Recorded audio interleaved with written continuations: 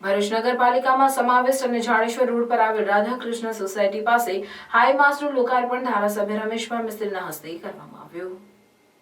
ભરૂચના જાડેશ્વર રોડ પર આવેલ અને વોર્ડ નંબર 6 માં સમાવિષ્ટ રાધાકૃષ્ણ સોસાયટી ખાતે નવીન બનેલ હાઈ માસ્ટ લાઇટનું લોકાર્પણ ધારાસભ્ય રમેશભાઈ મિસ્ત્રીના હસ્તે કરવામાં આવ્યું।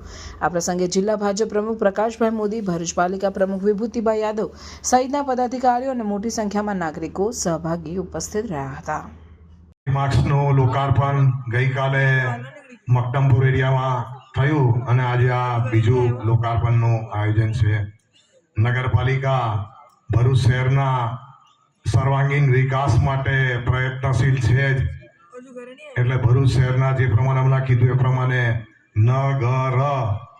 નળ ગટર રસ્તા એનું સુંદર અને સારી રીતે આયોજન કરી અને લોકાર્પણ કરવાના કાર્યક્રમ અવિરત ચાલુ રહેશે।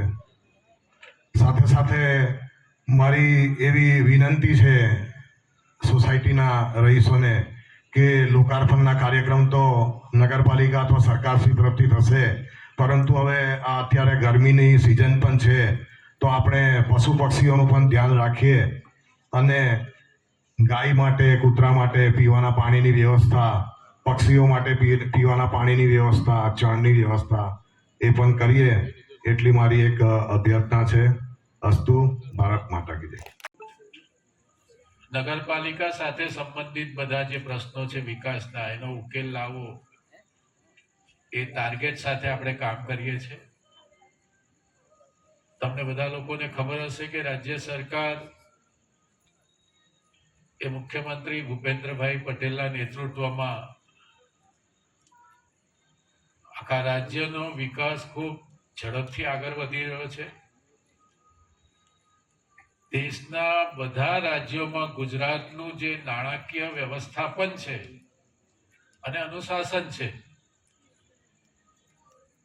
એમાં રાષ્ટ્રીય લેવલની અનેક પ્રકારની એજન્સીઓ દ્વારા ગુજરાતની ખૂબ પ્રશંસા થઈ છે।